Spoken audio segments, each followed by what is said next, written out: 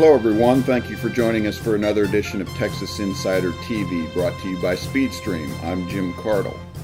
He holds the oldest office in the state of Texas, created in 1836. Former Marine, a former state senator from Houston, and now Texas Land Commissioner. We're glad to be able to visit with Jerry Patterson today. Jerry, thanks for joining us. Hey Jim, good to be here again. We're going to get into a number of different issues, and you're right, you've been here before. We hope you'll come back. Yeah. But in particular, as they're in the special session for redistricting and have just come through our once every 2-year legislative session, you run and manage the state lands, big responsibility. Tell us generally, what do you see the mood of the state politically, and how did you all come through at the Land Commission or the Land Office? The Land Office, right. Well, for the session. It was a good session for us, but it's generally we do fairly well in the session, and it's not because we do such a great job. That's part of it, but all of our revenue is constitutionally dedicated to the permanent school fund, so it's difficult for the legislature to tweak it, if you will. Okay. So we do well, and it was a good session for us. In fact, it was a good session. It's always a more collegial session when you have a little money. So it was a collegial session, and it was fun to watch.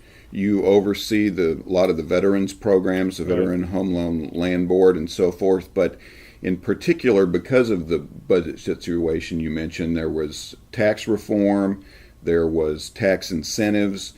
Talk about, if you would, the energy industry. You have some, unbeknownst to people, some responsibilities there that need to be the General Land Office covered. Manages about 13 million acres out of 172 million acres that make up that iconic shape that we know as Texas. Of course, that 13 million, it's not all surface. 2.5 million are submerged in the Gulf of Mexico, oil and gas production and leasing revenues.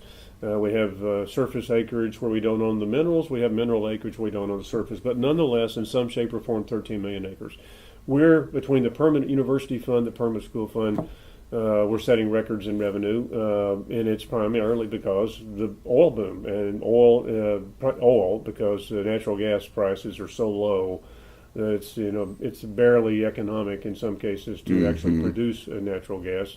But we did well. We're doing well. We're making money.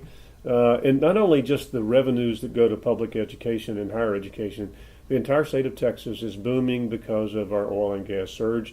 And, there are other states that have mineral resources like Texas. I would submit to you California. So why is California not booming? It's because Texas is a business-friendly environment. It's because we have a predictable regulatory scheme where those who want to risk their capital know what the government's going to do for them or not do for them, and they know that ahead of time, and we don't change the rules in the middle of the game.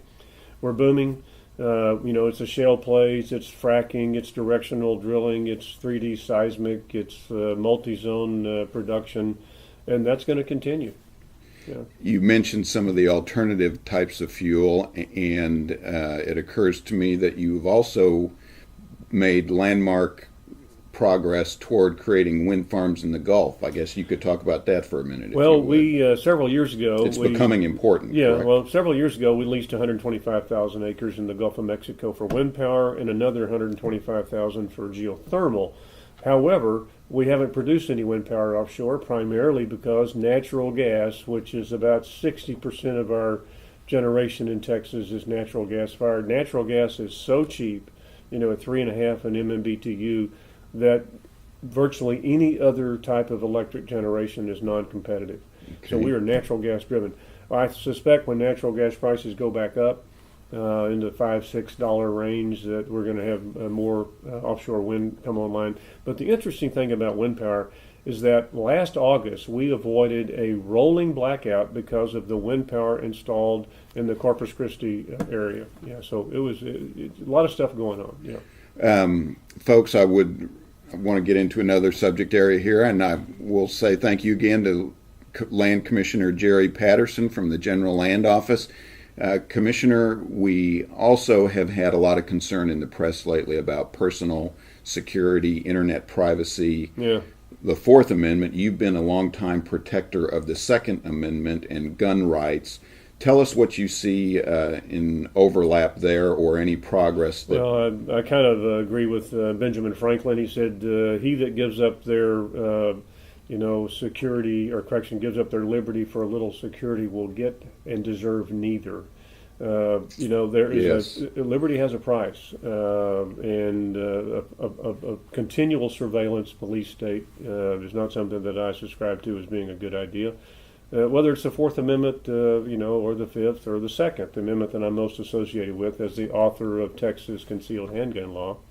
And of course, that discussion going on today about firearms violence, the increasing firearms violence in the United States, the problem is it's not increasing.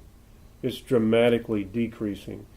In 1993, when I passed the concealed handgun law, the firearms homicide rate in the United States was 7 per 100,000. 20 years later, it's 3.5 per 100,000. We've had a precipitous decline in firearms violence in the last 2 decades. So what's going on? You look at the Sandy Hook, the Virginia Tech, the Columbine, the Auroras. What we have is a nut job problem. We don't have a gun problem, and we need to address that. And then when they do occur, it's covered more in the media, I guess. Exactly. If you look at firearms violence in history, and that's a really good point, Jim. I would submit to you that the First Amendment right of freedom of the press is actually equal to or greater threat to our cause of gun violence. Folks who are kind of on the bubble and they watch this latest shooter and then the copycat shootings, we really ought to be talking about the First Amendment rather than the Second. And if I can jump to another subject really quickly, in respect for your time, speaking of media coverage and publicity, you recently were responsible, because you take care of all Texas's treasures, not only land but maps, and the Stephen F. Austin letter, or the Travis letter, returned it to the Alamo. Tell us an update there. That letter, the iconic "Victory or Death, I Shall Never Surrender" or retreat, left on the 24th of February, 1836.